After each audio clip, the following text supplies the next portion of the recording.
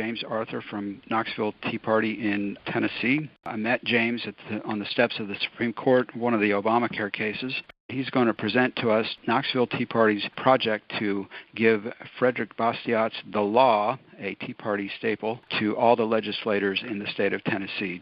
This guy named Frederick Bastiat wrote his answer to the Communist Manifesto. The Communist Manifesto came out in 1848, and Bastiat replied in 1850 with a brilliant pamphlet that he called The Law. Well, who better to educate than lawmakers? In our state, we have truly citizen legislators. So these are ordinary people. We purchased a bunch of copies of this book, The Law, and we put them in envelopes and put stamps on them with a cover letter, and we mailed one to every legislator in the General Assembly, that is, all the representatives. It cost us about $2.50 each. For $250 plus our time, if we've converted one legislator, that's fantastic because that lasts for a long time. We got nice letters back from several of them, including the Speaker of the House. A total of about 4 wrote back, some with very insightful comments and remarks that indicated they'd been impressed by it, but that it made an impression. And the core of the book, which we added our own little introduction, I should call it a pamphlet. The actual text is 64 pages, and it can be read easily in one sitting. The core of it is the purpose of government is to protect us, our lives, our liberty, and our property from invasion or theft, for example, or crime. That's what the government is for. When the government itself begins to take your property and give it to other people, then it's doing the exact thing that it was supposed to prevent.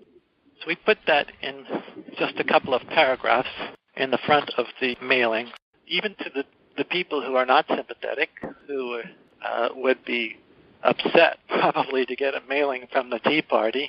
We figured we were just making the point that we're here. There's this beautiful phrase from the law, legal plunder, which encapsulates about the government doing exactly what it was designed to prevent, and that is taking your stuff and giving it to other people.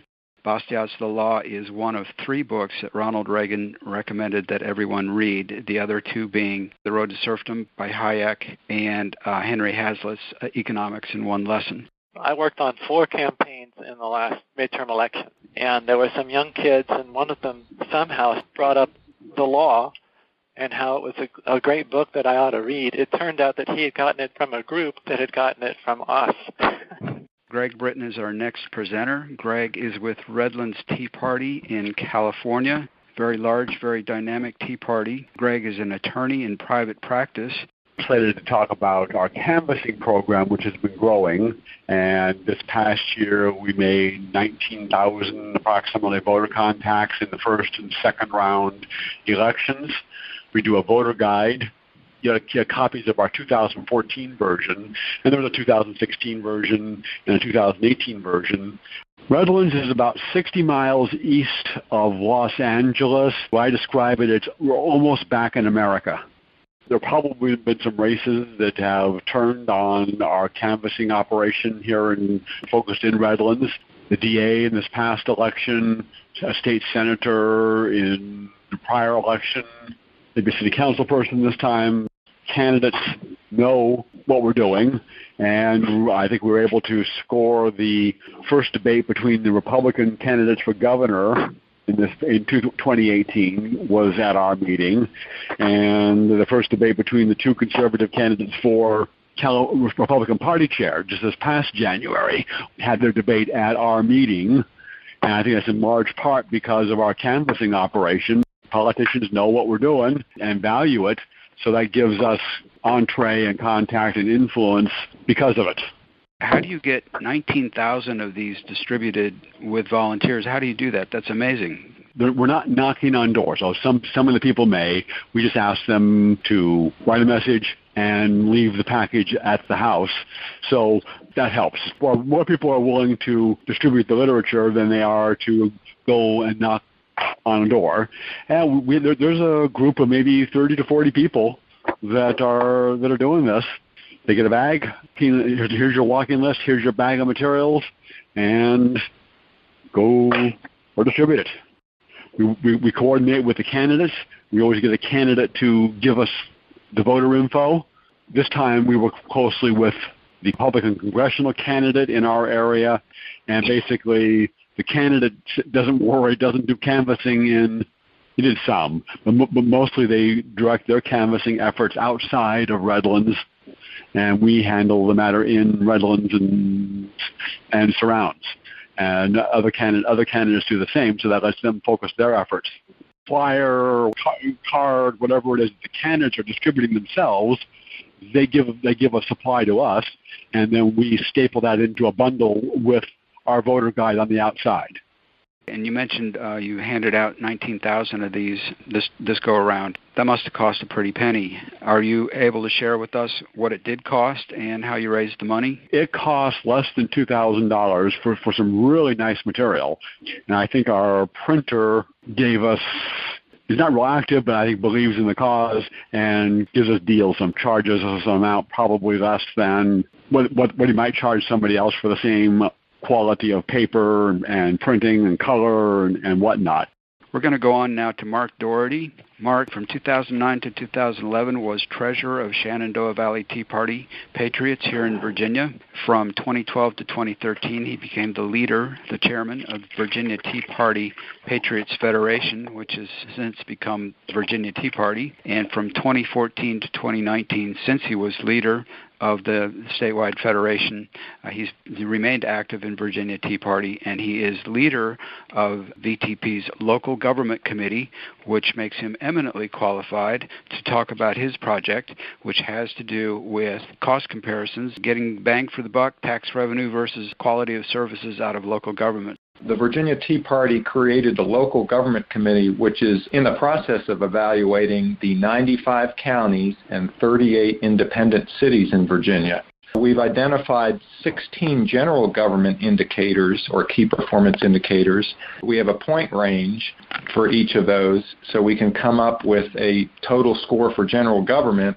And then we have a separate evaluation using 10 public school indicators, which we assign a point range to based on the value, so we can come up with scores for the public school system. So this enables us to compare comparable cities or counties or city versus county to see how one county or city stacks up against another comparable city or county. So in summary, on the general government indicators, we use our Tea Party statistics or statistics dear to our Tea Party hearts, tax information, financial information, as well as fire and police or sheriff's department performance indicators. And for the public school evaluation, we use the 5 key proficiency areas such as math, reading, writing, science, and history, plus some debt and expense data for the public schools. On the general conclusion we've seen early in this project that many of the cities, not all, but many of the cities are high tax, high cost, higher crime locations that have good or excellent fire and police departments. And again, in the cities, many of the cities have high cost public school systems that tend to have lower proficiency levels than the counties.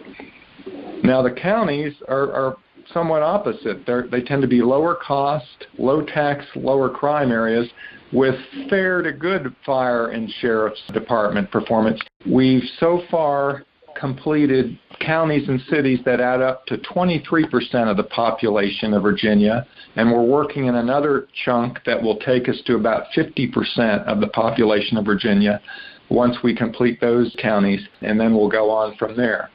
The goals and objectives of this project are to inform taxpayers and citizens about their local government and how their local government compares to nearby cities or counties. It's to maybe generate some new ideas on where a county or city is doing something good or unique that could be copied or implemented for another county or city. Also, to provide conservative activists with ideas on how to improve their local government and approach their county supervisors or their city council members or school board members with some ideas, to hold them accountable, and to shine the spotlight overall on good and bad local government performance. One of our indicators is the percent of pension funding in a pension plan. We've seen a range so far of 60 to 110%. In the case of 60%, which I believe is the city of Richmond, their pension plan is 40% underfunded at the moment. And in another example, we found 110% that a city, its pension funding right now is 10% greater than their estimated future obligations. Violent crime rate is downright scary. A rural county, there would be one violent crime for every 2,500 people. In the cities, it's one violent crime for every 125 people, so it's scary. I presented this to the Augusta County Republican Committee meeting, and there were 3 or 4 county supervisors at that meeting, and they had positive feedback. I sent the completed reports for 4 counties and 3 cities. I hand-delivered them to a total of 100 school board members and county supervisors in the Shenandoah Valley region, and I only received feedback from about 5 out of 100 of those folks. In some cases, it was thank you for the information or interest in a report, but about 90 to 95%, really almost all the school board folks, I don't think they really wanted to hear this or see this.